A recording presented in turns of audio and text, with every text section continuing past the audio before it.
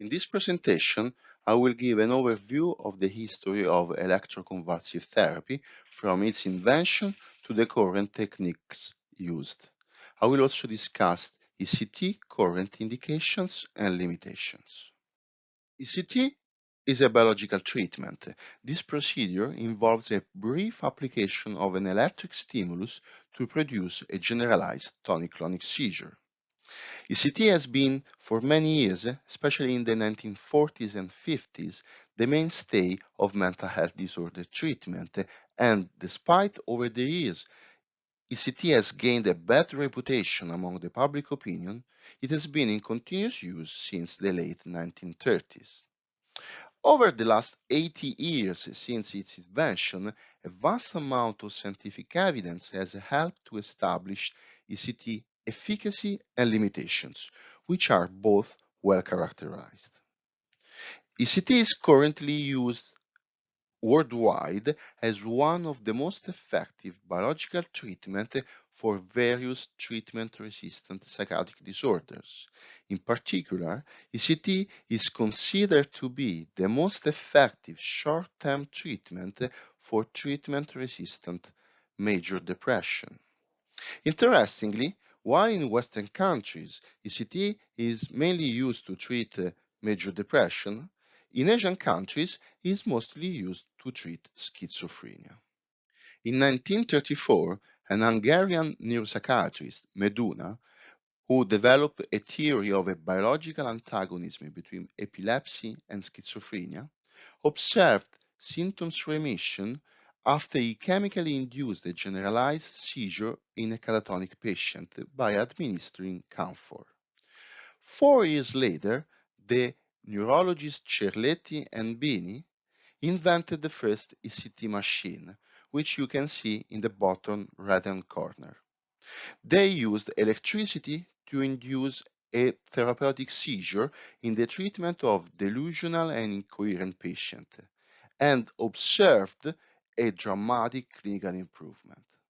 With the introduction of ECT, mortality rates in the elderly mentally ill patient were markedly reduced.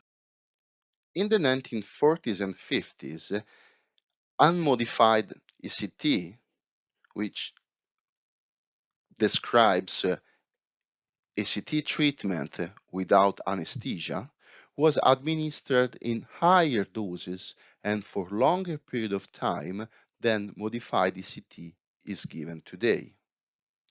A modified ECT was associated with a series of harmful events like fractures, dislocations, and dental injuries. For this reason, in the 1950s, efforts to improve the safety profile of ECT were undertaken, including brief general anesthesia with barbiturates and succinylcholine, oxygen supplementation, and cardiopulmonary monitoring. Nonetheless, ECT was claimed to be at least as effective and well tolerated as pharmacotherapy for unipolar and bipolar depression in the geriatric population. In the late 1970s, efforts to assure uniform high standard of ECT practice were promoted with publication of guidelines by professional organizations in the USA and England as well as in other countries. In the 1980s, evidence from both research studies and clinical practice suggested that ECT had a greater short-term efficacy than antidepressant in major depression and bipolar depression, and ECT was at least equally effective to lithium in the treatment of acute mania. It was also established that inducing a generalized tonic-clonic seizure was essential to achieve a therapeutic effect. During the 1980s and early 90s, titration of the electrical dose against individual seizure threshold and brief pulse stimulation were introduced and laid the foundation of the current clinical practice in ECT. In the 1990s, clear indications for ECT were also identified, and those are need for rapid and definitive response, like in the case of a catatonic patient who has not been eating and drinking for a few days. In this kind of instance, ECT can really be a life-saving treatment. Another indication was risk of other treatments outweighing the risk of ECT. And this could be the case of a patient with neuroleptic malignant syndrome, for whom antipsychotic pharmacological treatment is not a viable option. Prior treatment failure, so treatment resistance, and patient preference were also listed among the indications. From a legal perspective, ECT has become highly regulated over the years. In the UK, the Mental Health Act regulates the administration of ECT in patients lacking capacity. And this brings us to the current NICE guidelines for ECT, which summarize that the current accepted clinical indications for ECT are treatment-resistant depressive disorder, catatonia, mania and mixed affective states, and treatment-resistant schizophrenia.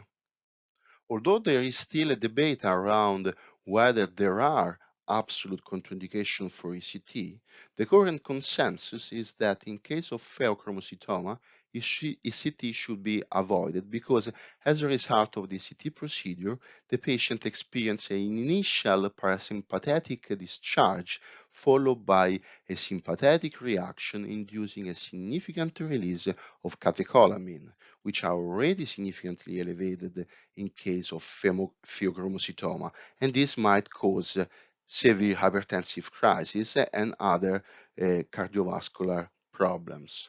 The other absolute contraindication is elevated intracranial pressure with mass effect. And this is because ECT can elicit a large increase in cerebral blood flow and intracranial pressure.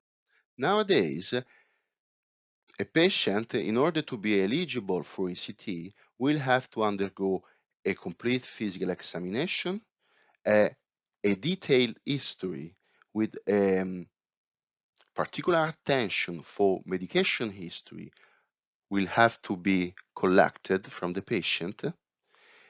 There's a number of medication that can interfere with ECT.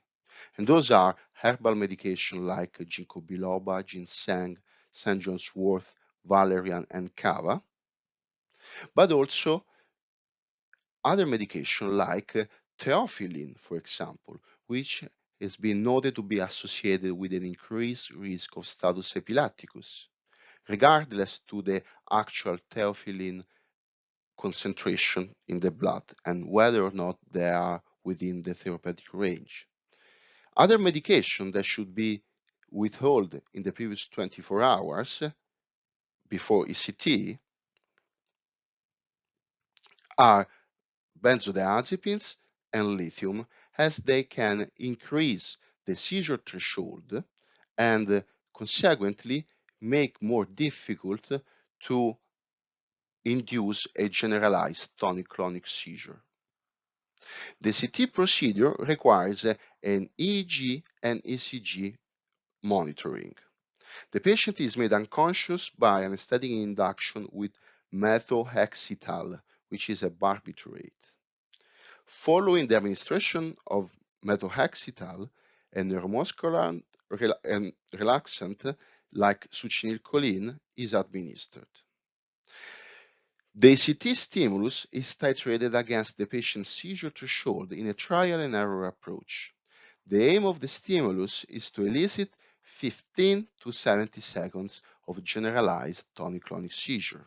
Shorter durations appear not to be therapeutic and to be associated with cognitive side effects. Usually, ECT is administered on a twice a weekly basis, and each time the electric dose needs to be increased by 15-20%. This is because ECT gradually increases the seizure threshold. The two main approaches to the stimulus delivery are bilateral and unilateral placement of the electrodes. They showed differences among them in efficacy and side effects. In the early 2000s, Cine wave ECT was completely abandoned in favor of brief pulse and ultra brief pulse ECT, as they demonstrated to cause less cognitive side effects.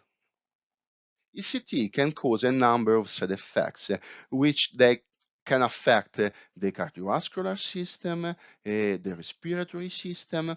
However, the most common and characteristic side effects from ECT are the cognitive side effects. Among those, anterograde episodic autobiographical amnesia is the commonest, and it is estimated that it affects around 41% of the patient undergoing this procedure and is followed by confusion with 37%. The table in the bottom right-hand corner shows us that not all cognitive functions deteriorates with ECT. On the contrary, reaction time and the results of the cognitive failure questionnaire, they tend to improve.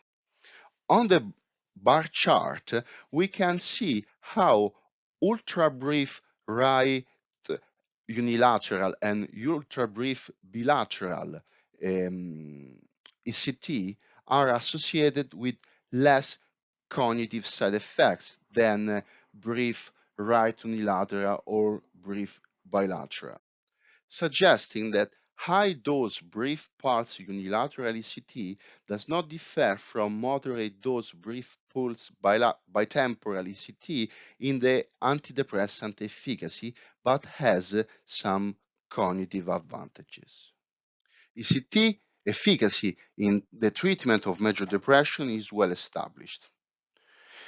The ECT core study managed to observe a sustained response in 79% of the sample and a complete remission in 75% of the sample. 34.8% of the sample managed to show symptom improvement and the sustained response by the third session, 64% by the sixth session, and 75.9% by the ninth session. On average, to achieve 74.7% remission, 7.4 treatments were needed. Unfortunately, the durability of those improvements are quite problematic, as without continuation therapy, virtually all patients will relapse within 6 months.